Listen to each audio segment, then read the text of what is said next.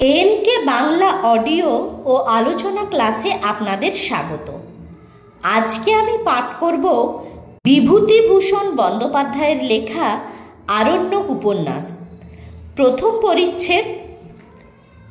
15-16 বছর আগেকার কথা। বিএ পাস করিয়া কলিকাতায় বসিয়া আছি। বহু জায়গায় ঘুরিয়াও চাকুরি মিলিল না। সরস্বতী পূজার দিন মেশে অনেক দিন ধরিয়া আছি, তাই নিতান্ত তাড়াইয়া দেয় না। কিন্তু তাগাদার উপর তাগাদা দিয়া মেশের ম্যানেজার অস্থির করিয়া তুলিয়াছে। মেশে প্রতিমা গড়াইয়া পুজো হইতেছে, ধুমধামও মন্দ নয়। সকালে উঠিয়া ভাবিতেছি আজ সব বন্ধ। দু একটা জায়গায় একটু আশা দিয়াছিল, তা আজ আর কোথাও যাওয়া কোনো কাজের হইবে না, বরং তার চেয়ে ঘুরিয়া ঘুরিয়া ঠাকুর দেখাইয়া বেড়ায়। মেসের চাকর জগন্নাথ এমন সময় এক টুকরা কাগজ হাতে দিয়া গেল। পড়িয়া দেখিলাম ম্যানেজারের লেখা তাগাদার চিঠি। আজ মেসে পূজা উপলক্ষে ভালো খাওয়া দাওয়ার ব্যবস্থা হইয়াছে। আমার কাছে 2 মাসের টাকা বাকি।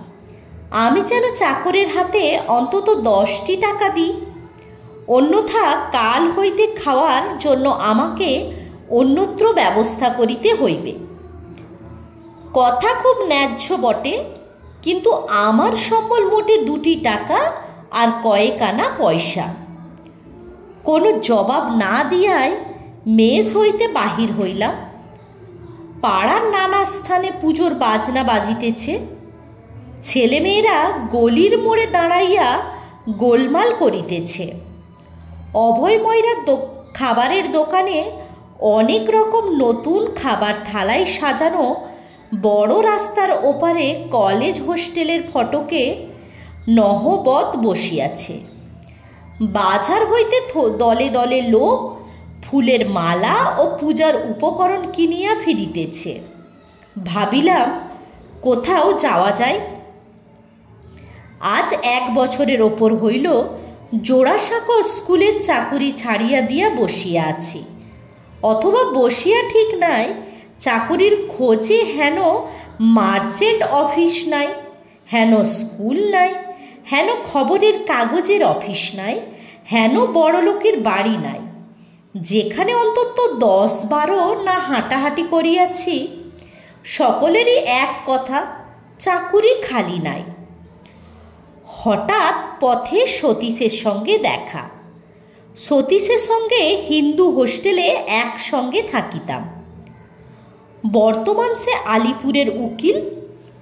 বিশেষ কিছু হয় বলিয়া মনে হয় না।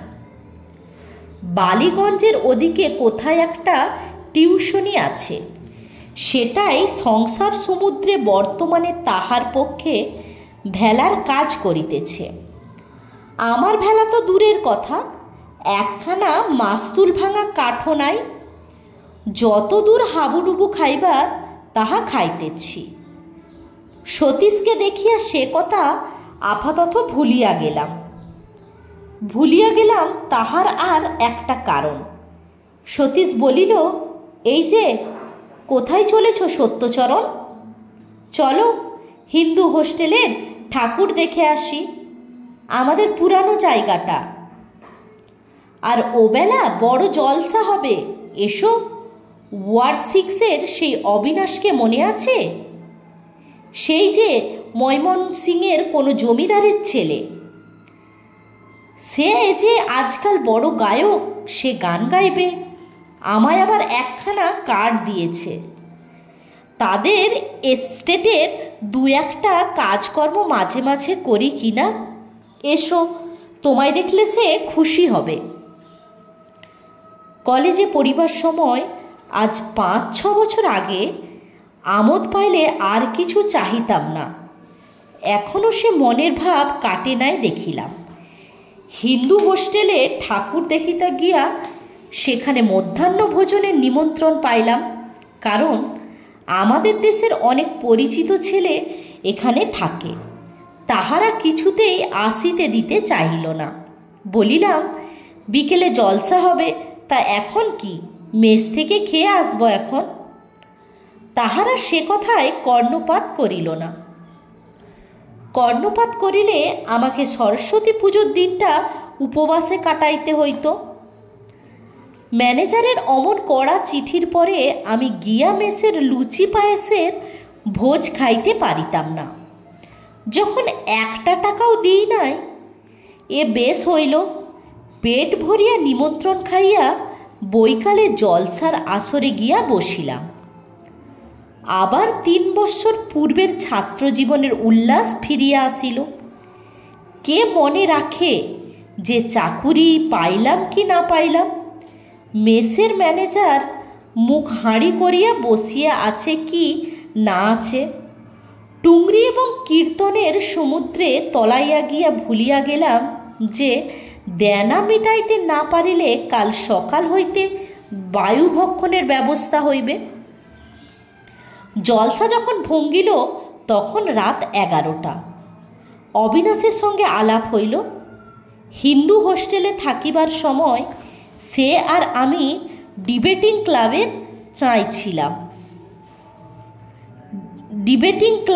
চাই ছিলাম। একবার স্যার গুরুদাস বন্দ্যোপাধ্যায়কে আমরা সভাপতি করিয়াছিলাম। বিষয় ছিল স্কুল কলেজে বাধ্যতামূলক ধর্মশিক্ষা প্রবর্তন করা উচিত। অবিনাশ প্রস্তাবকর্তা, আমি প্রতিবাদী পক্ষের নায়ক। উভয় পক্ষে তুমুল তর্কের পরে সভাপতি আমাদের পক্ষে মত দিলেন। সেই হইতে অবিনাশের সঙ্গে খুব বন্ধুত্ব হইয়া যায়। যদিও কলেজ হইতে বাহির হইয়া এই প্রথম আবার তার সঙ্গে সাক্ষাৎ। অবিনাশ বলিল, চল, আমার গাড়ি রয়েছে, চলো, আমার গাড়ি রয়েছে, তোমাকে পৌঁছে দিই। কোথায় থাকো? মেসের দরজায় নামাইয়া দিয়া বলিল, শোনো, কাল হ্যারিংটন স্ট্রিটে আমার বাড়িতে চা খাবে বিকেল 4টের সময়, ভুলো না যেন। 33-2 লিখে রাখো তো নোট বইয়ে। পরদিন খুঁজিয়া হ্যারিংটন স্ট্রিট বাহির করিলাম। বন্ধুর বাড়িও বাহির করিলাম। বাড়ি খুব বড় নয়, তবে সামনে পিছনে বাগান, গেটে উইস্টারিয়া লতা, নেপালি দারোয়ান ও পিতলের প্লেট, লাল সুরকির বাঁকা রাস্তা, রাস্তার একধারে সবুজ ঘাসের লন, অন্য ধারে বড় বড় মুচুকুন্দ চাপা ও আম গাছ। গাড়ি বারান্দার বড় একখানা মোটর গাড়ি। বড় লোকের বাড়ি নয় বলিয়া ভুল করিবার কোনো দিক হইতে কোনো উপায় নাই। সিঁড়ি দিয়া উপরে উঠিয়াই বসিবার ঘর। অবিনাশ আসিয়া আদর করিয়া ঘরে বসাইল এবং প্রায় সঙ্গে সঙ্গেই পুরাতন দিনের কথাবার্তায় আমরা দুজনেই মশগুল হইয়া গেলাম। অবিনাশের বাবা ময়মোহন সিংয়ের একজন বড় জমিদার, কিন্তু সম্প্রতি কলকাতার বাড়িতে তাহারা কেউ নাই। অবিনাশের এক ভাগ্নির বিবাহ উপলক্ষে গত অগ্রহায়ণ মাসে দেশে গিয়াছিলেন, এখনও কেউ আসেন নাই। এ কথা ও কথার পর অবিনাশ বলল, এখন কি করছো সত্য? বলিলাম, জোড়াসাঁকো স্কুলে মাস্টারি করতাম, সম্প্রতি বসেই আছি একরকম। ভাবছি আর মাস্টারি করব না। দেখছি অন্য কোনো দিকে যদি 2-1 জায়গায় আশাও পেয়েছি। আশা পাওয়ার কথা সত্য নয়, কিন্তু অবিনাশ বড় লোকের ছেলে, মস্ত বড় এস্টেট ওদের, তাহার কাছে চাকুরির উমেদারি করিতেছি এটা না দেখাইয়া এ কথাটা বলিলাম। অবিনাশ একটুখানি ভাবিয়া বলিল, তোমার মতো একজন উপযুক্ত লোকের চাকুরি পেতে দেরি হবে না অবশ্যই। আমার একটা কথা আছে, তুমি তো আইনও পড়েছিলে না? বলিলাম, পাশও করেছি, কিন্তু ওকালতি করবার মতিগতি নেই। অবিনাশ বলি, আমাদেরও একটা জঙ্গলমহল আছে পূর্ণিয়া জেলায়, প্রায় 20-30 হাজার বিঘে জমি। আমাদের সেখানে নায়েব আছে, কিন্তু তার উপর বিশ্বাস করে এত জমি বন্দোবস্তের ভার দেওয়া চলে না। আমরা একজন উপযুক্ত লোক খুঁজছি, তুমি যাবে? কান অনেক সময় মানুষকে প্রবঞ্চনা করে, জানতাম। অবিনাশ বলে কি, যে চাকুরির খোঁজে আজ 1 বছর কলিকাতার রাস্তাঘাট চষিয়া বেড়াইতেছি, চায়ের নিমন্ত্রণে সম্পূর্ণ অযাচিতভাবে সেই চাকুরির প্রস্তাব আপনা হইতেই সম্মুখে আসিয়া উপস্থিত হইল। তবুও মান বজায় রাখিতে হইবে। অন্তত সংযমের সহিত মনের ভাব চাপিয়া উদাসীনের মতো বলিলাম, ও আচ্ছা, ভেবে বলবো। কাল আছো তো? অবিনাশ খুব খোলাখুলি ও দিলদার মেজাজের মানুষ। বলিল, ভাবাভাবি রেখে দাও, আমি বাবাকে আজই পত্র লিখতে বসছি। আমরা একজন বিশ্বাসী লোক খুঁজছি। জমিদারির ঘুণ কর্মচারী আমরা চাইনি, কারণ তারা প্রায়ই চোর। তোমার মতো শিক্ষিত ও বুদ্ধিমান লোকের সেখানে দরকার। জঙ্গলমহল আমরা নতুন প্রজার সঙ্গে বন্দোবস্ত করব। 30,000 বিঘের জঙ্গল। এত দায়িত্বপূর্ণ কাজ কি যার তার হাতে ছেড়ে দেওয়া যায়? তোমার সঙ্গে আজ আলাপ নয়, তোমার নাড়ি নক্ষত্র আমি জানি। তুমি রাজি হয়ে যাও, আমি এক্ষুনি বাবাকে লিখে অ্যাপয়েন্টমেন্ট লেটার আনিয়ে দিচ্ছি। করিয়া চাকুরি পাইলাম তাহা বেশি বলিবার আবশ্যক নাই, কারণ এই গল্পের উদ্দেশ্য সম্পূর্ণ স্বতন্ত্র।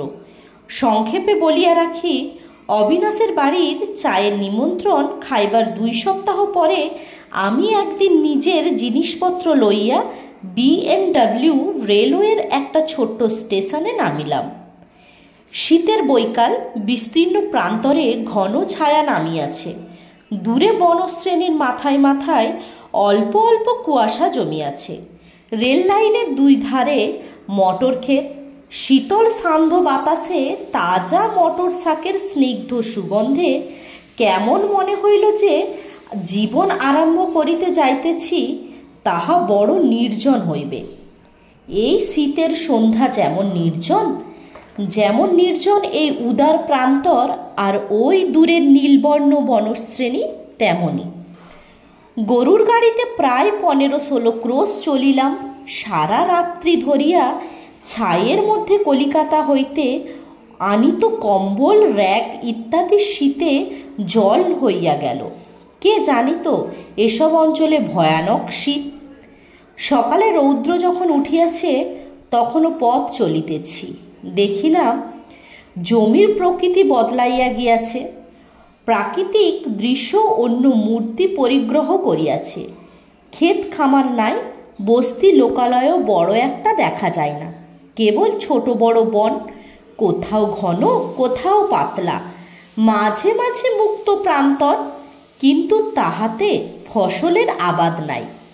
কাছারিতে পৌঁছিলাম বেলা 10টার সময়। জঙ্গলের মধ্যে প্রায় 10-15 বিঘা জমি পরিষ্কার করিয়া কতকগুলি খড়ের ঘর, জঙ্গলেরই কাঠ, বাঁশ ও খড় দিয়া তৈরি। ঘরে শুকনো ঘাস ও বনছাওয়ের সরু গুড়ির বেড়া, তাহার ওপর মাটি দিয়ে লেপা। ঘরগুলি নতুন তৈরি। ঘরের মধ্যে ঢুকিয়াই টাটকা কাটা খড়, আধ কাঁচা ঘাস ও বাঁশের গন্ধ পাওয়া গেল। জিজ্ঞাসা করিয়া জানিলাম আগে জঙ্গলের ওদিকে কোথাও কাছারি ছিল, কিন্তু শীতকালে সেখানে জলাভাব হওয়ায় এই ঘর নতুন বাঁধা হইয়াছে।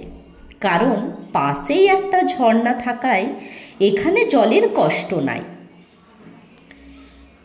জীবনের বেশিরভাগ সময় কলিকাতায় কাটিয়াছি। বন্ধুবান্ধবীদের সঙ্গে লাইব্রেরি, থিয়েটার, সিনেমা, গানের আড্ডা, এসব ভিন্ন জীবন কল্পনা করিতে পারি না।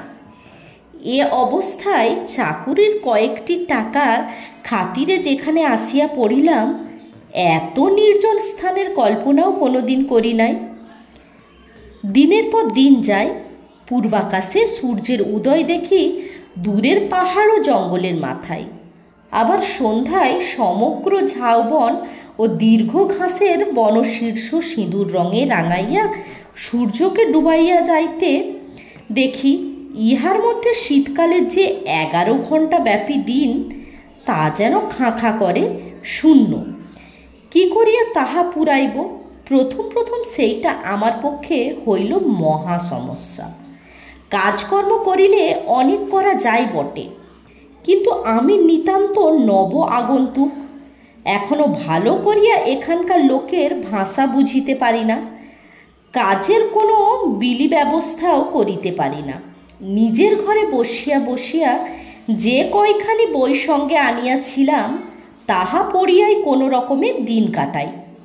কাছারিতে লোকজন যারা আছে তারা নিতান্ত বর্বর, না বোঝে তাহারা আমার কথা, না আমি ভালো বুঝি তাহাদের কথা। প্রথম 3-10 কি কষ্টে যে কাটিল, কতবার মনে হইল চাকুরিতে দরকার নাই। এখানে হাঁপাইয়া মরার চেয়ে আধ পেটে হইয়া কলিকাতায় থাকা ভালো। অবিনাশের অনুরোধে কি ভুলই করিয়াছি এই জনহীন জঙ্গলে আসিয়া। এ জীবন আমার জন্য নয়। রাত্রিতে নিজের ঘরে বসিয়া এই সবই ভাবিতেছি, এমন সময় ঘরের দরজা ঠেলিয়া কাছারির বৃদ্ধ মুহুরী গৌষ্ঠ চক্রবর্তী প্রবেশ করিলেন। এই একমাত্র লোক যাহার সহিত বাংলা কথা বলিয়া হাঁপ ছাড়িয়া বাঁচি। গোষ্ঠবাবু এখানে আছেন অন্তত 17-18 বছর। বর্ধমান জেলায় বনপাস স্টেশনের কাছে কোনো এক গ্রামে বাড়ি। বলিলাম, বসুন গোষ্ঠবাবু। গোষ্ঠবাবু অন্য একখানা চেয়ারে বসিলেন। বলিলেন, আপনাকে একটা কথা বলতে এলাম নিরিবিলি। এখানকার কোনো মানুষকে বিশ্বাস করবেন না। এ বাংলাদেশ নয়, লোকজন সব বড় খারাপ। বাংলাদেশের মানুষও সবাই যে খুব ভালো এমন নয় গোষ্ঠবাবু। সে আর আমার জানতে বাকি নেই ম্যানেজার বাবু। সেই দুঃখে আর ম্যালেরিয়ার তাড়নায় প্রথম এখানে আসি।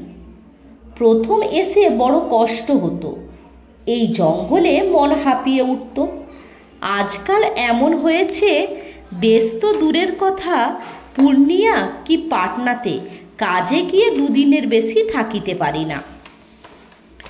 গোষ্ঠবাবুর মুখের দিকে সকৌতুকে চাহিলাম। বলে কি?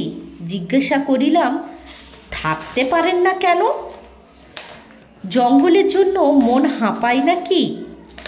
গোষ্ঠবাবু আমার দিকে চাহিয়া একটু হাসিলেন। বলিলেন, ঠিক তাই ম্যানেজার বাবু।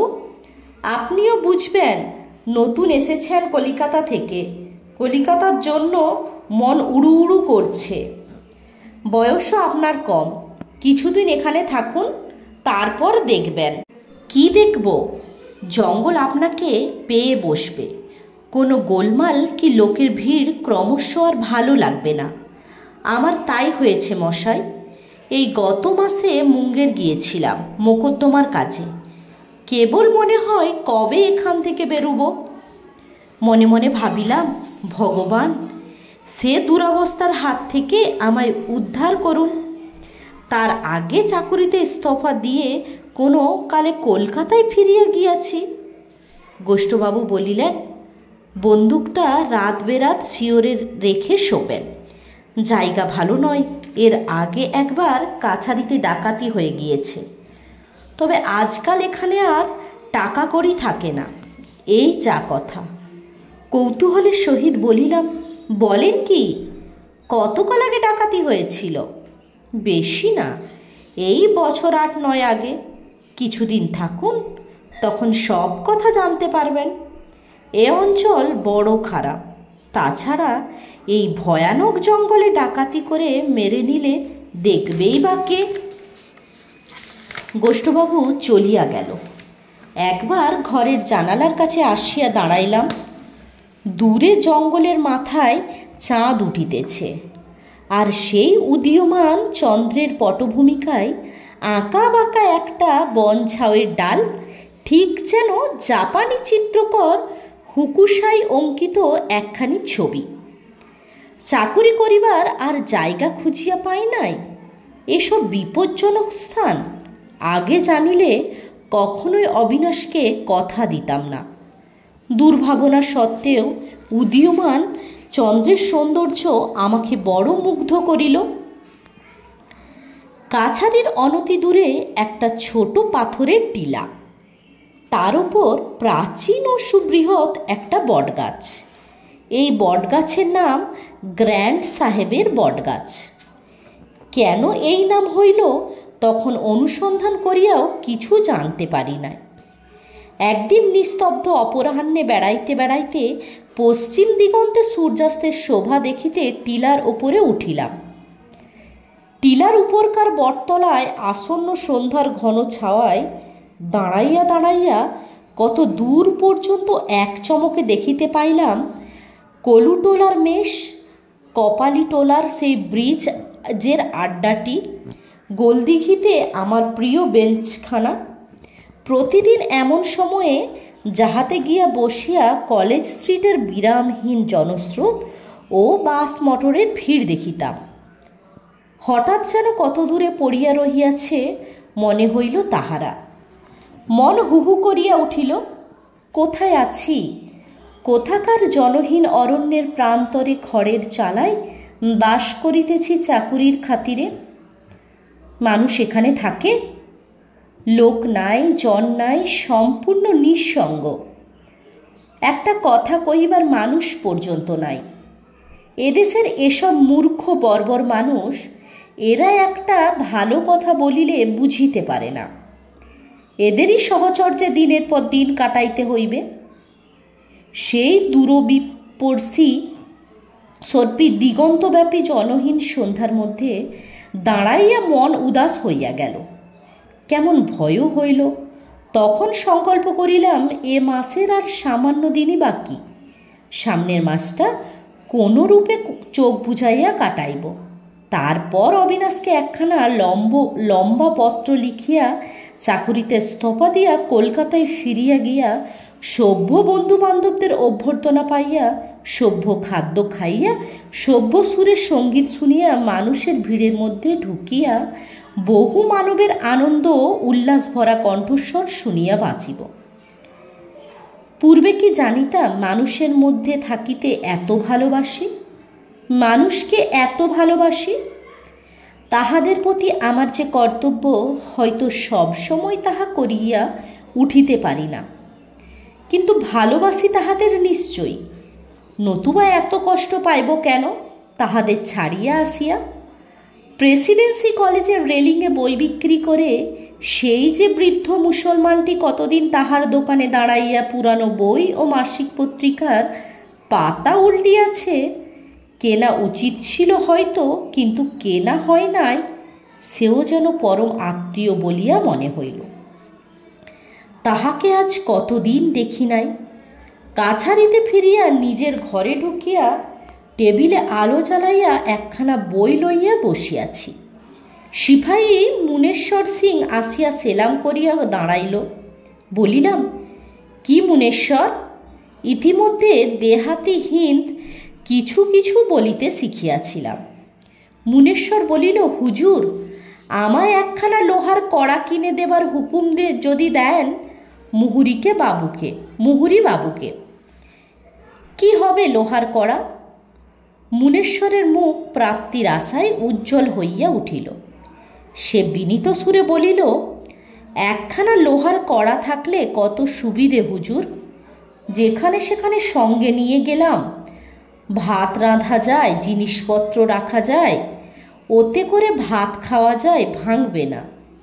আমার একখানাও কড়া নেই। কত দিন থেকে ভাবছি একখানা কড়ার কথা, কিন্তু হুজুর বড় গরিব, একখানা কড়ার দাম 6 আনা। অত দাম দিয়ে কড়া কিনি কেমন করে? তাই হুজুরের কাছে আসা, অনেক দিনের স্বাদ একখানা কড়া আমার হয়। হুজুর যদি মঞ্জুর করেন, হুজুর মালিক। একখানা লোহার কড়ায় যে এত গুণের, তাহার জন্য যে এখানে লোক রাত্রে স্বপ্ন দেখে, এ ধরনের কথা আমি প্রথম শুনিলাম। এত গরিব লোক পৃথিবীতে আছে যে 6 আনা দামের একখানা লোহার কড়াই জুটিলে স্বর্গ হাতে পায়। শুনিয়াছিলাম এদেশের লোক বড় গরিব। এত গরিব তাহা জানিতাম না। বড় মায়া হইল। পরদিন আমার সই করা চিরকুটের জোরে মুনেশ্বর সিং নওগচ্ছিয়ার বাজার হইতে একখানা 5 নম্বরের কড়াই কিনিয়া আনিয়া আমার ঘরের মেঝেতে নামাইয়া আমায় সেলাম দিয়া দাঁড়াইল। হো গইল, হুজুরি কি কৃপা সে কড়াইয়া হো গইল। তাহার হর্ষোত্ফুল্ল মুখের দিকে চাহিয়া আমার এই 1 মাসের মধ্যে সর্বপ্রকার আজ মনে হইল বেশ লোকগুলো বড় কষ্ট তো এদের। দ্বিতীয় পরিচ্ছেদ 1। কিছুতেই কিন্তু এখানকার এই জীবনের সঙ্গে নিজেকে আমি খাপ খাওয়াইতে পারিতেছি না। বাংলাদেশ হইতে সদ্য আসিয়াছি, চিরকাল কলিকাতায় কাটিয়াছি। এই অরণ্যভূমির নির্জনতা যেন পাথরের মতো বুকে চাপিয়ে আছে বলিয়া মনে হয়। একদিন বৈকালে বেড়াইতে বাহির হইয়া অনেক দূর পর্যন্ত যাই, কাছারির কাছে তবুও লোকজনের গলা শুনিতে পাওয়া যায়। রশি 2-3 গেলেই কাছারি ঘরগুলা যেমন দীর্ঘ বন ঝাউ ও কাশ জঙ্গলের আড়ালে পড়ে, তখন মনে হয় সমস্ত পৃথিবীতে আমি একাকী।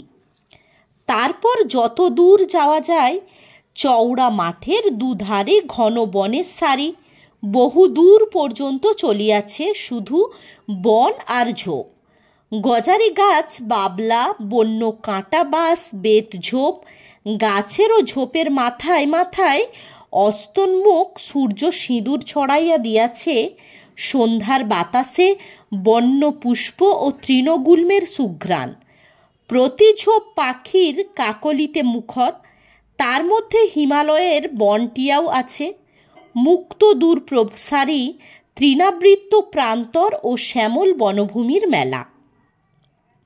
এই সময় মাঝে মাঝে মনে হইত যে এখানে প্রকৃতির যে রূপ দেখিতেছি, এমনটি আর কোথাও দেখি নাই। যত দূর চোখ যায়, এসব যেন আমার। আমি এখানে একমাত্র মানুষ। আমার নির্জনতা ভঙ্গ করিতে আসিবে না কেউ। মুক্ত আকাশতলে নিস্তব্ধ সন্ধ্যায় দূর দিগন্তের সীমারেখা পর্যন্ত মনকে ও কল্পনাকে প্রসারিত করিয়া দিই। কাছারি হইতে প্রায় 1 ক্রোশ দূরে একটা নাবাল জায়গা আছে। সেখানে ক্ষুদ্র কয়েকটি পাহাড়ি ঝর্ণা ঝিরঝির করিয়া বহিয়া যাইতেছে। তাহার দুপারে সজল লিলির বন, কলিকাতার বাগানে যাহাকে বলে স্পাইডার লিলি। বন্য স্পাইডার লিলি কখনো দেখি নাই, জানিতামও না যে এমন নিভৃত ঝর্ণার উপল বিছানো তীরে ফুটন্ত লিলি ফুলের এই শোভা হয়, বা বাতাসে তাহার এত মৃদু কোমল সুবাস বিস্তার করে।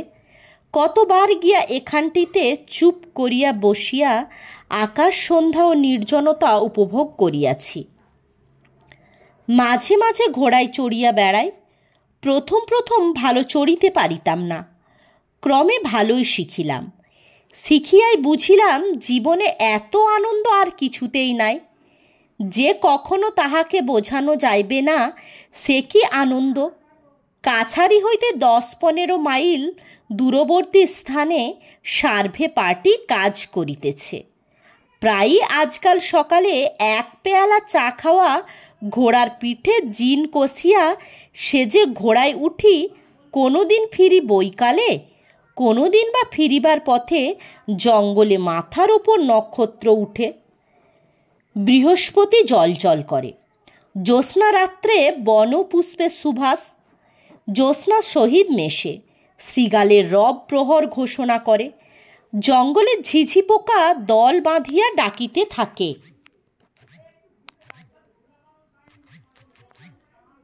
তৃতীয়, যে কাজে এখানে আসা তার জন্য অনেক চেষ্টা করা যাইতেছে।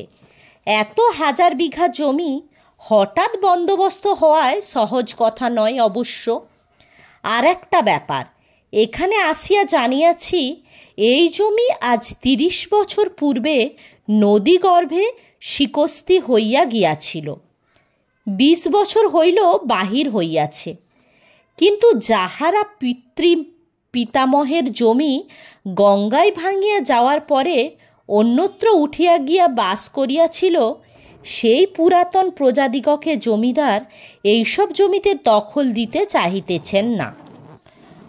মোটা সেলামি ও বর্ধিত হারে খাজনার লোভে নতুন প্রজাদের সঙ্গেই বন্দোবস্ত করিতে চান। অথচ যেসব গৃহহীন, আশ্রয়হীন, অতি দরিদ্র পুরাতন প্রজাকে তাহাদের ন্যায্য অধিকার হইতে বঞ্চিত করা হইয়াছে, তাহারা বারবার অনুরোধ উপরোধ কান্নাকাটি করিয়াও জমি পাইতেছে না। আমার কাছেও অনেকে আসিয়াছিল। তাহাদের অবস্থা দেখিলে কষ্ট হয়, কিন্তু জমিদারের হুকুম, কোনো পুরাতন প্রজাকে জমি দেওয়া হইবে না, কারণ একবার চাপিয়া বসিলে তাহাদের পুরাতন সত্ত্ব তাহারা আইনত দাবি করিতে পারে। জমিদারের লাঠির জোর বেশি। প্রজারা আজ 20 বৎসর ভূমিহীন ও গৃহহীন অবস্থায় দেশে দেশে মজুরি করিয়া খায়। কেহ সামান্য চাষবাস করে, অনেকে মরিয়া গিয়াছে। তাহাদের ছেলেপিলেরা নাবালক বা অসহায়। প্রবল জমিদারের বিরুদ্ধে স্রোতের মুখে কুটার মতো ভাসিয়া যাইবে। এদিকে নতুন প্রজা সংগ্রহ করা যায় কোথা হইতে? মুঙ্গের, পূর্ণিয়া, ভাগলপুর, ছাপড়া প্রভৃতি নিকটবর্তী জেলা হইতে লোক যাহারা আসে, দর শুনিয়া পিছাইয়া যায়। 2-5 জন কিছু কিছু লইতেছে। এইরূপ মৃদু গতিতে অগ্রসর হইলে 10,000 বিঘা জঙ্গলি জমি প্রজাবিলি হইতে 20-25 বছর লাগিয়া যাইবে। আমাদের এই ডিহি কাছারি আছে, সেও ঘোর জঙ্গলময় মহল। এখান থেকে 19 মাইল দূরে। জায়গাটার নাম লবটুলিয়া। কিন্তু এখানেও যেমন জঙ্গল, সেখানেও তেমনি। কেবল সেখানে কাছারি রাখার উদ্দেশ্য এই যে, সেই জঙ্গলটা প্রতি বছর গোয়ালাদের গরু মহিষ চড়াইবার জন্য খাজনা করিয়া দেওয়া হয়। এই বাদে এখানে প্রায় 200-300 বিঘা জমিতে বন্যকুলের জঙ্গল আছে। লাক্ষা কীট পুষিবার জন্য লোকে এই কুলবন জমা লইয়া থাকে। এই টাকাটা আদায় করিবার জন্য সেখানে 10 টাকা মাইনের একজন পটোয়ারি ও তাহার একটা ছোট কাছারি আছে। কুলবন ইজারা দিবার সময় আসিতেছে। একদিন ঘোড়া করিয়া লবটুলিয়াতে রওনা হইলাম। আমার কাছারি ও লবটুলিয়ার মাঝখানে একটা উঁচু রাঙামাটির ভাঙা প্রায় 7-8 মাইল লম্বা, এর নাম ফুলকিয়া বহিয়ার। কত ধরনের গাছপালা ও ঝোপ জঙ্গলে পরিপূর্ণ। জায়গায় জায়গায় বন, এত ঘন যে ঘোড়ার গায়ে ডালপালা ঠেকে। ফুলকিয়া বহিয়ার যেখানে নামিয়া গিয়া সমতল ভূমির সহিত মিশিল, চান্নন বলিয়া একটি পাহাড়ি নদী সেখানে উপলখণ্ডের ওপর দিয়া ঝিরঝির করিয়া বহিতেছে। বর্ষাকালে সেখানে জল খুব গভীর, শীতকালে তত জল নাই। লবটুলিয়ায় এই প্রথম আসিলাম। অতি ক্ষুদ্র এক খড়ের ঘর, তার মেঝে জমির সঙ্গে সমতল ঘরের বেড়া পর্যন্ত শুকনো কাশের, বনঝাউয়ের ডালের পাতা দিয়ে বাঁধা। সন্ধ্যার কিছু পূর্বে সেখানে পৌঁছিলাম। এত শীত যেখানে থাকি সেখানেই নাই। শীত জমিয়া যাইবার উপক্রম হইলাম। বেলা না পড়িতেই সিপাহীরা বনের ডাল পাতা জ্বালাইয়া আগুন করিল। সেই আগুনের ধারে ক্যাম্পের চেয়ারে বসিলাম। অন্য সবাই গোল হইয়া আগুনের চারিপাশে বসিল। কোথা হইতে 5.5 একটা রুই মাছ পটোয়ারি আনিয়াছিল। এখন কথা উঠিল, রান্না করিবে কে? আমি সঙ্গে পাচক আনি নাই, নিজেও রান্না করিতে জানি না। আমার সঙ্গে সাক্ষাৎ করিবার জন্য 7-8 জন লবটুলিয়াতে অপেক্ষা করিতেছিল। তাহাদের মধ্যে কন্টু মিশ্র নামে এক মৈথিল ব্রাহ্মণকে পটোয়ারি রান্নার জন্য নিযুক্ত করিল। পটোয়ারিকে বলিলাম, এসব লোকেই কি ইজারা ডাকবে? পটোয়ারি বলিল, না হুজুর, ওরা খাবার লোভে এসেছে। আপনার আসবার নাম শুনে আজ 2 দিন ধরে কাছারিতে এসে বসে আছে। এদেশের লোকের ওই রকম অভ্যেস। আরও অনেক বোধ হয় কাল আসবে। এমন কথা কখনো শুনি নাই। বলিলাম, সে কি, আমি তো নিমন্ত্রণ করিনি এদের। হুজুর, এরা বড় গরিব, ভাত জিনিসটা খেতে পায় না। কলাইয়ের ছাতু, মাকাইয়ের ছাতু এই এরা 12 মাস খায়। ভাত খেতে পাওয়াটা এরা ভোজের সমান বিবেচনা করে। আপনি আসছেন, ভাত খেতে পাবে এখানে। সেই লোভে সব এসেছে। দেখুন না, আরও কত আসে। বাংলাদেশের লোকে বড় বেশি সভ্য হইয়া গিয়াছে। ইহাদের তুলনায় মনে হইল, কেন জানি না, এই অন্নভোজন লোলুপ সরল ব্যক্তিগুলিকে আমার সেই রাত্রে এত ভালো লাগিল। আগুনের চারিধারে বসিয়া তাহারা নিজেদের মধ্যে গল্প করিতেছিল, আমি শুনিতেছিলাম। প্রথমে তাহারা আমার আগুনে বসিতে চাহে নাই। আমার প্রতি সম্মানসূচক দূরত্ব বজায় রাখিবার জন্য আমি তাহাদের ডাকিয়া আনিলাম। কন্টু মিশ্র কাছে বসিয়াই আসন কাঠের ডালপালা জ্বালাইয়া মাছ রাঁধিতেছে। ধুনা পুড়াইবার মতো সুগন্ধ বাহির হইতেছে। ধোঁয়া হইতে আগুনের কুণ্ডের বাহিরে গেলে মনে হয় যেন আকাশ হইতে বরফ পড়িতেছে, এত শীত। খাওয়া দাওয়া হইতে রাত হইয়া গেল অনেক। কাছারিতে যত লোক ছিল সকলেই খাইল। তারপর আবার আগুনের ধারে গোল হইয়া বসা গেল। শীতে মনে হইতেছে শরীরের রক্ত পর্যন্ত জমিয়া যাইবে। ফাঁকা বলিয়াই শীত বোধহয় এত বেশি, কিংবা বোধহয় হিমালয় বেশি দূর নয় বলিয়া। আগুনের ধারে আমরা 7-8 জন লোক। সামনে ছোট ছোট 2খানি খড়ের ঘর। একখানিতে থাকিব আমি, আর একখানিতে বাকি লোক, এতগুলি লোক। আমাদের চারিদিকে ঘিরিয়া অন্ধকার বন ও প্রান্তর। মাথার ওপরে নক্ষত্র ছড়ানো দূর প্রসারী অন্ধকার আকাশ। আমার বড় অদ্ভুত লাগিল, যেন চিরপরিচিত পৃথিবী হইতে নির্বাসিত হইয়া মহাশূন্যে এক গ্রহে অন্য এক অজ্ঞাত রহস্যময় জীবনধারার সহিত জড়িত হইয়া পড়িয়াছি। একজন 30-32 বছরের লোক এই দলের মধ্যে আমার মনোযোগকে বিশেষভাবে আকৃষ্ট করিয়াছিল। লোকটির নাম গণরি তেওয়ারি। শ্যামবর্ণ দোহারা চেহারা, মাথায় বড় চুল, কপালে 2টি লম্বা ফোঁটা কাটা।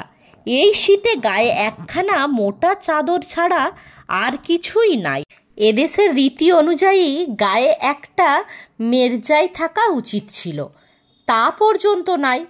অনেকক্ষণ এ হইতে আমি লক্ষ্য করিতেছিলাম, সে সকালের দিকে কেমন কুণ্ঠিতভাবে চাহিতেছিল। কাহারও কথায় কোনো প্রতিবাদ করিতেছিল না, অথচ কথা যে কম বলিতেছিল তা নয়। আমার প্রতি কথার উত্তরে কেবল সে বলে, হুজুর, এদেশের লোকে যখন কোনো মান্য বা উচ্চপদস্থ ব্যক্তির কথা মানিয়া লয়, তখন কেবল মাথা সামনের দিকে অল্প ঝোঁকাইয়া সম্ভ্রমে বলে হুজুর। গণরিকে বলিলাম, তুমি থাকো কোথায়? তেওয়ারিজি। আমি যে তাহাকে সরাসরি প্রশ্ন করিব এতটা সম্মান যেন তাহার পক্ষে সম্পূর্ণ অপ্রত্যাশিত। এভাবে সে আমার দিকে চাহিল, বলিল, ভীম দাস টোলা হুজুর। তারপর সে তাহার জীবনের ইতিহাস বর্ণনা করিয়া গেল। একটানা নয়, আমার প্রশ্নের উত্তরে টুকরা টুকরা ভাবে। গণরি তেওয়ারির বয়স যখন 12 বছর, তার বাপ তখন মারা যায়। এক বৃদ্ধা পিসিমা তাহাকে মানুষ করে। সে পিসিমাও বাপের মৃত্যুর বছর 5 পরে যখন মারা গেলেন, গণরি ভাগলপুর জেলার সামান্য সীমানা দক্ষিণে এই নির্জন অরণ্যময় ফুলকিয়া বহিবার উত্তরে কুশি নদী ইহার মধ্যে সীমাবদ্ধ। ইহারই মধ্যে গ্রামে গ্রামে গৃহস্থের দুয়ারে ফিরিয়া কখনো ঠাকুর পূজা করিয়া, কখনো গ্রাম্য পাঠশালায় পণ্ডিত করিয়া, কায় ক্লেশে নিজের আহারের জন্য কলাইয়ের ছাতু, চীনা ঘাসের দানার রুটির সংস্থান করিয়া আসিয়াছে। সম্প্রতি মাস দুই চাকুরি নাই। পর্বতা গ্রামের পাঠশালা উঠিয়া গিয়াছে। ফুলকিয়া বৈহারের 10,000 বিঘা অরণ্যময় অঞ্চলে লোকের বস্তি নাই। এখানে যে মহিষ পালকের দল মহিষ চড়াইতে আনে জঙ্গলে, তাহাদের বাথানে বাথানে ঘুরিয়া খাদ্য ভিক্ষা করিয়া বেড়াইতেছিল। আজ আমার আসিবার খবর পাইয়া অনেকের সঙ্গে এখানে আসিয়াছে কেন, সে কথা আরও চমৎকার। এখানে এত লোক এসেছে কেন তেওয়ারিজি? হুজুর, সবাই বললে ফুলকিয়ার কাছারিতে ম্যানেজার এসেছেন, সেখানে গেলে ভাত খেতে পাওয়া যাবে, তাই ওরা এলো, ওদের সঙ্গে আমিও এলাম। ভাত এখানকার লোকে কি খেতে পায় না? কোথায় পাবে হুজুর? নওগাছিয়ায় মারোয়ারিরা রোজ ভাত খায়। আমি নিজে আজ ভাত খেলাম বোধহয় 3 মাস পরে। গত ভাদ্র মাসের সংক্রান্তিতে রাসবিহারী সিংহ রাজপুতের বাড়ি নেমন্তন্ন ছিল। সে বড় লোক, ভাত খাইয়েছিল, তারপর আর খায়নি। যতগুলি লোক আসিয়াছিল, এই ভয়ানক শীতে কাহারও গাত্র বস্ত্র নাই।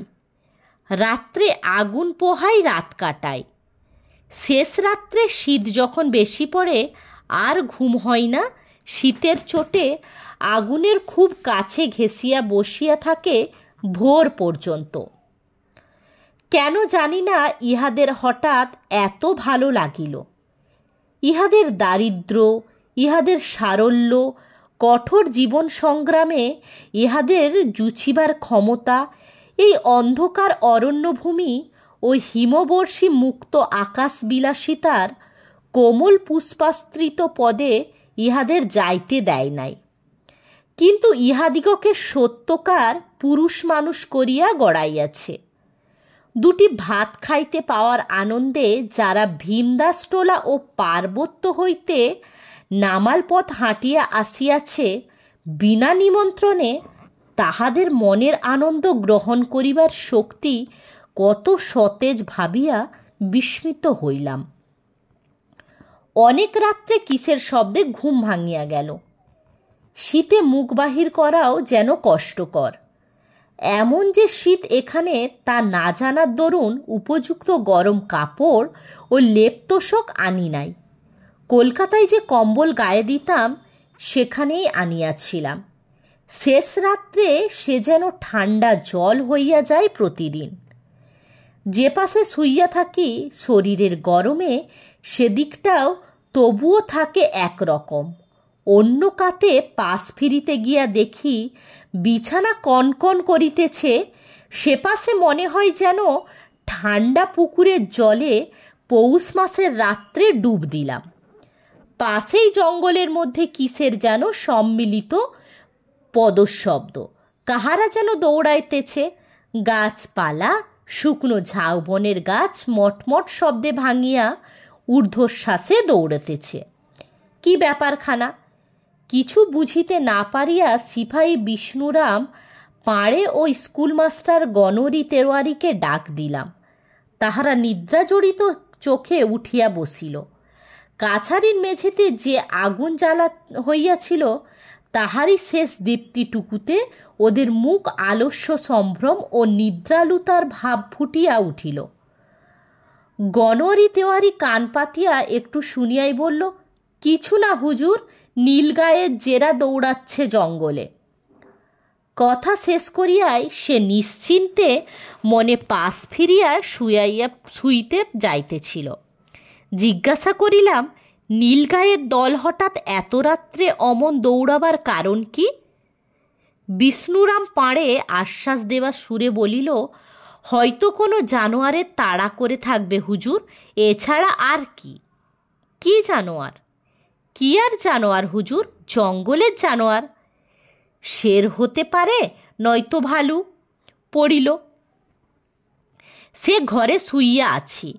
নিজের অজ্ঞাতসারে তাহার কাশডাঁটায় বাঁধা আগাড়ের দিকে নজর পড়িল।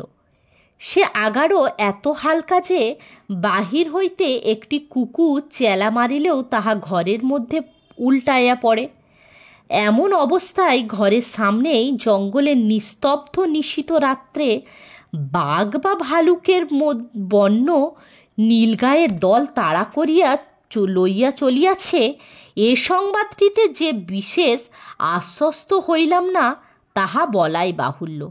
একটু পরেই ভোর হইয়া গেল।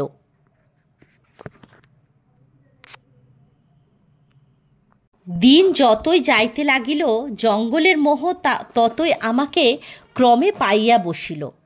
এর নির্জনতা ও অপরাহ্নের সিঁদুর ছড়ানো বনঝাওয়ের জঙ্গলের কি আকর্ষণ আছে বলিতে পারি না। আজকাল ক্রমশ মনে হয় এই দিগন্তব্যাপী বিশাল বনপ্রান্ত ছাড়িয়া, ইহার রোদ পোড়া মাটির তাজা সুগন্ধ, এই স্বাধীনতা, এই মুক্তি ছাড়িয়া কলিকাতার গোলমালের মধ্যে আর ফিরিতে পারব না। এ মনের ভাব একদিন হয় নাই। কত রূপে কত সাজেই এ বন্য প্রকৃতি আমার মুগ্ধ অনভ্যস্ত দৃষ্টির সম্মুখে আসিয়া আমায় ভুলাইল। কত সন্ধ্যা আসিল, অপূর্ব রক্ত মেঘের মুকুট মাথায় দুপুরের খরতর রৌদ্র আসিল উন্মাদিনী ভৈরবীর বেশে। গভীর নিশীতে জ্যোৎস্নাবরণী সুর সুন্দরীর সাজে হিমস্নিগ্ধ বনকুসুমের সুবাস মাখিয়া, আকাশ ভরা তারার মালা গলায়, অন্ধকার রজনীতে কাল পুরুষের আগুনের খড়গ হাতে দিগবিদিক ব্যাপিয়া বিরাট কালী মূর্তিতে। একদিনের কথা জীবনে কখনো ভুলিব না। মনে আছে সেদিন দোল পূর্ণিমা। কাছারি সিপাহীরা ছুটি চাহিয়া লইয়া সারাদিন ঢোল বাজাইয়া হোলি খেলিয়াছে। সন্ধ্যার সময়েও নাচ গানের বিরাম নাই দেখিয়া আমি নিজের ঘরে টেবিলে আলো জ্বালাইয়া অনেক রাত পর্যন্ত হেড অফিসের জন্য চিঠিপত্র লিখিলাম। কাজ শেষ হইতেই ঘড়ির দিকে চাহিয়া দেখি রাত প্রায় 1টা বাজে। শীতে জমিয়া যাইবার উপক্রম হইয়াছি। একটা সিগারেট ধরাইয়া জানালা দিয়া বাহিরের দিকে উকি মারিয়া মুগ্ধ ও বিস্মিত হইয়া দাঁড়াইয়া রহিলাম। যে জিনিসটা আমাকে মুগ্ধ করিল তাহা পূর্ণিমা নিশীথিনীর অবর্ণনীয় জ্যোৎস্না। হয়তো যতদিন আসিয়াছি, শীতকাল বলিয়া গভীর রাত্রে কখনো বাহিরে আসি নাই, কিংবা অন্য যে কোনো কারণেই হইউক ফুলকিয়া বৈভারের পরিপূর্ণ জ্যোৎস্না রাত্রির রূপ এই আমি প্রথম দেখিলাম। দরজা খুলিয়া বাহিরে আসিয়া দাঁড়াইলাম। কেহ কোথাও নাই। সিপাহীরা সারাদিন আমোদ প্রমোদের পরে ক্লান্ত দেহে ঘুমাইয়া পড়িয়াছে। নিঃশব্দ অরণ্যভূমি, নিস্তব্ধ জনহীন নিশীত রাত্রি। সে জ্যোৎস্না রাত্রির বর্ণনা নাই। কখনো সেরকম ছায়াবিহীন জ্যোৎস্না জীবনে দেখি নাই। এখানে খুব বড় বড় গাছ নাই, ছোটোখাটো বনঝাও ও কাশবন। তাহাতে তেমন ছায়া হয় না। চকচকে সাদা বালি মেশানো জমি ও শীতের রৌদ্রে অর্ধশুষ্ক কাশবনে জ্যোৎস্না পড়িয়া এমন এক অপার্থিব সৌন্দর্যের সৃষ্টি করিয়াছে, যাহা দেখিলে মনে কেমন ভয় হয়। মনে কেমন যেন একটা উদাস বাঁধনহীন মুক্তভাব। মন হুহু করিয়া উঠে। চারিধারে চাহিয়া সে নীরব নিশীত রাত্রে জ্যোৎস্না ভরা আকাশতলে দাঁড়াইয়া মনে হইল এক অজানা পরিরাজ্যে আসিয়া পড়িয়াছি। মানুষের কোনো নিয়ম এখানে খাটিবে না। এইসব জনহীন স্থান গভীর রাত্রে জ্যোৎস্নালোকে পরীদের বিচরণ ভূমিতে পরিণত হয়। আমি অনধিকার প্রবেশ করিয়া ভালো করি নাই। তাহার পর ফুলকিয়া বৈহারের জ্যোৎস্নারাত্রি কতবার দেখিয়াছি।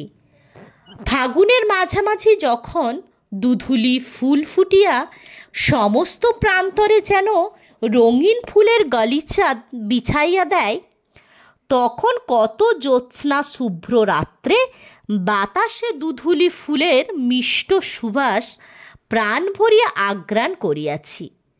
প্রত্যেকবারেই মনে হইয়াছে জ্যোৎস্না যে এত অপরূপ হইতে পারে, মনে এমন ভয় মিশ্রিত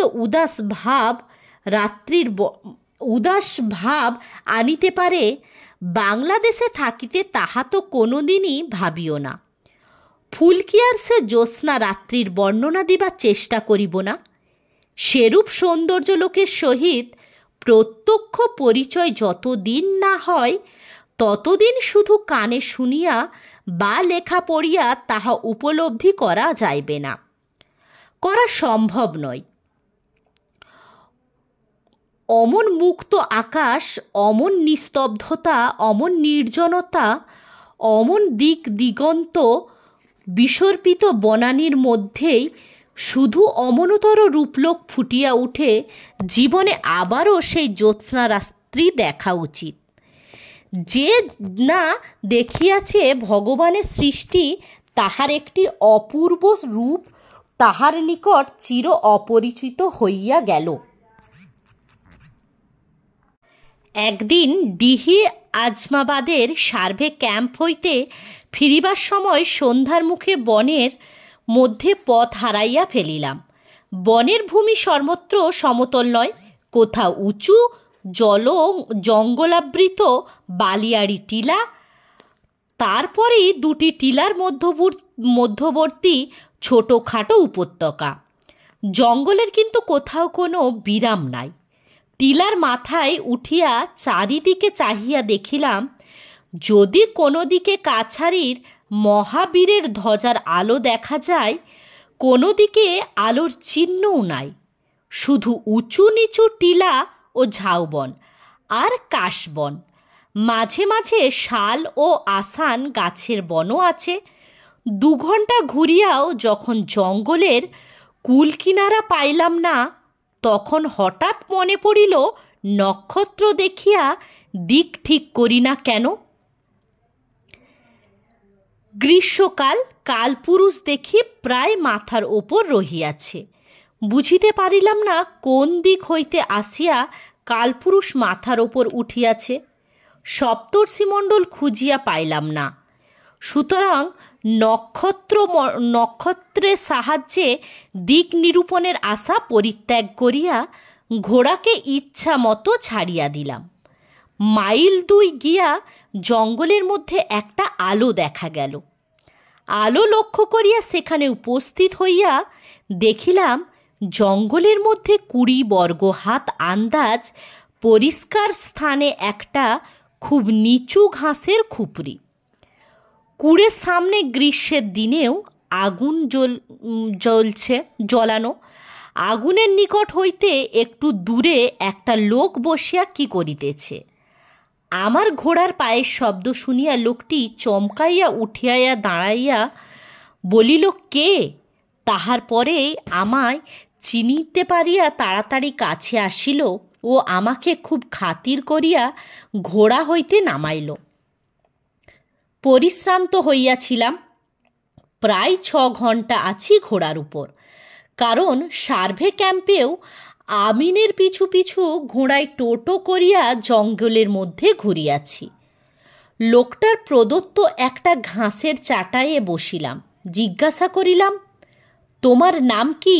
লোকটা বলিল, গনু মাহাতো, জাতি গাঙ্গোতা। এ অঞ্চলে গাঙ্গোতা জাতির উপজীবিকা চাষবাস ও পশুপালন।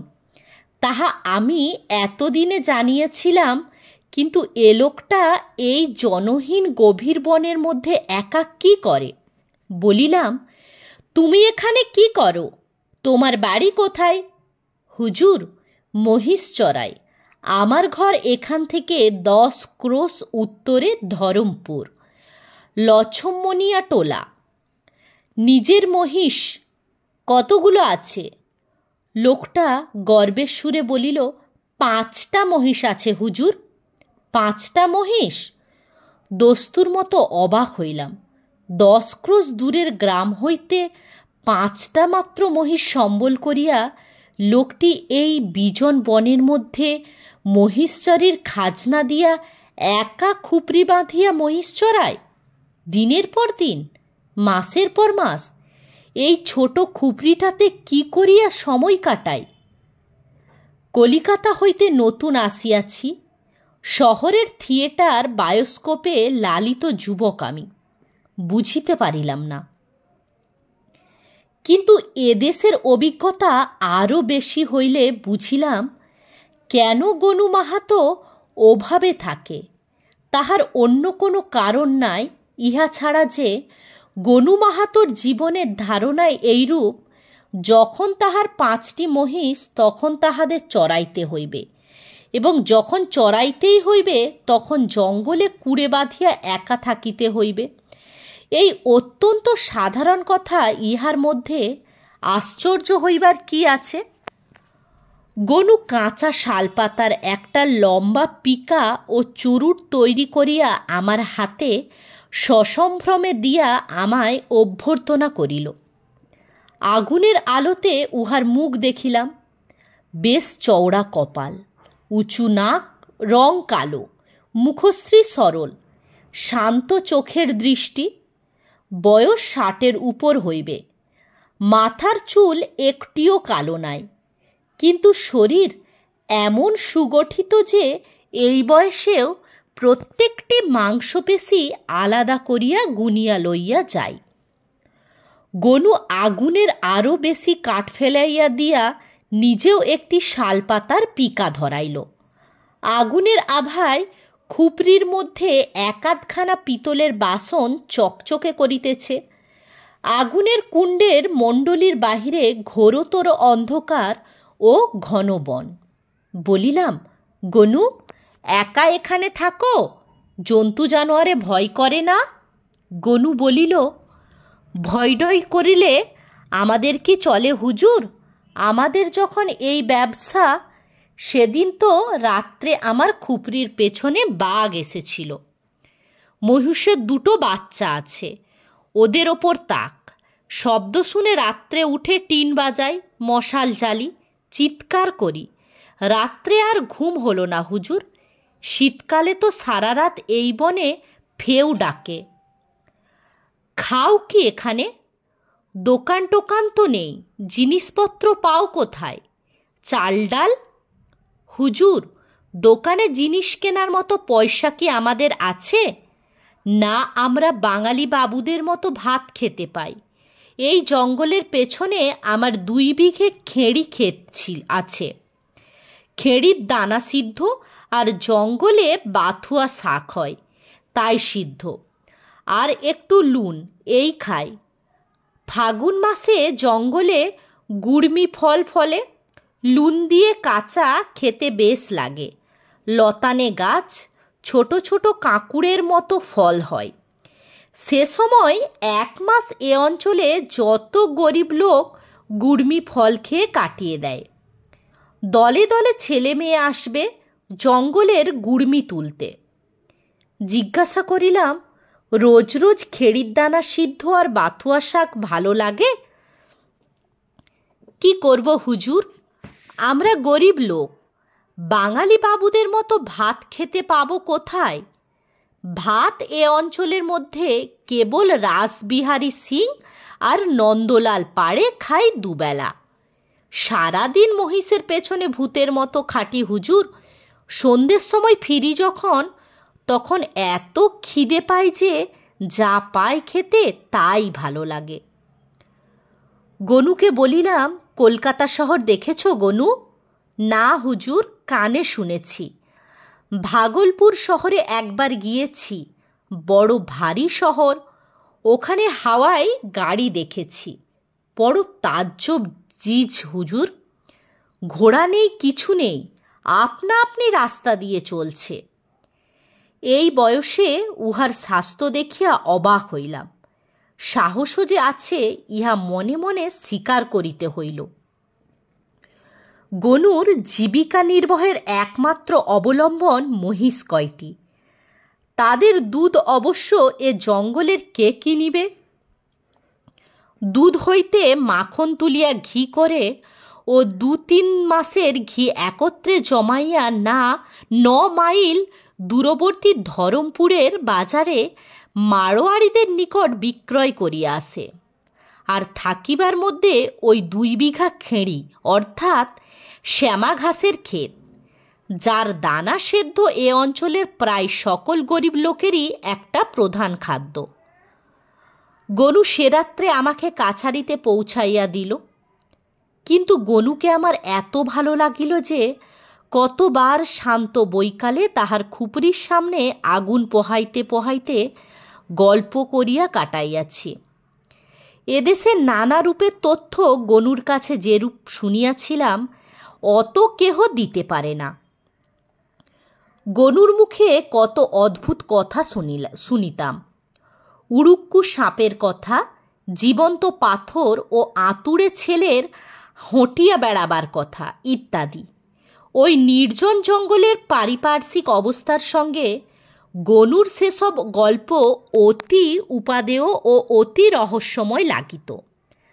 আমি জানি কলকাতা শহরে বসিয়া সেসব গল্প শুনিলে তাহা আজগবি ও মিথ্যে মনে হইতে বাধ্য। যেখানে সেখানে যে কোনো গল্প শোনা চলে না। গল্প শুনিবার পটভূমি ও পারিপার্শ্বিক অবস্থার ওপর উহার মাধুর্য যে কতখানি নির্ভর করে তাহা গল্পপ্রিয় ব্যক্তিমাত্রেই জানেন। গনুর সকল অভিজ্ঞতার মধ্যে আমার আশ্চর্য বলিয়া মনে হইয়াছিল বন্য মহিষের দেবতা টাঁড়বারের কথা। কিন্তু যেহেতু এই গল্পের একটি অদ্ভুত উপসংহার আছে, সেজন্য সে কথা এখন না বলিয়া যথাস্থানে বলিব। এখানে বলিয়া রাখি, গনু আমাকে যেসব গল্প বলিত তাহা রূপকথা নহে, তাহার ব্যক্তিগত অভিজ্ঞতার বিষয়। গনু জীবনকে দেখিয়াছে, তবে অন্যভাবে, অরণ্য প্রকৃতি ঘনিষ্ঠ সংস্পর্শে। আজীবন কাটাইয়া সে অরণ্য প্রকৃতির সম্বন্ধে একজন রীতিমতো বিশেষজ্ঞ ব্যক্তি। তাহার কথা হঠাৎ উড়াইয়া দেওয়া চলে না। মিথ্যা বানাইয়া বলিবার মতো কল্পনা শক্তিও গনুর আছে বলিয়া আমার মনে হয় না।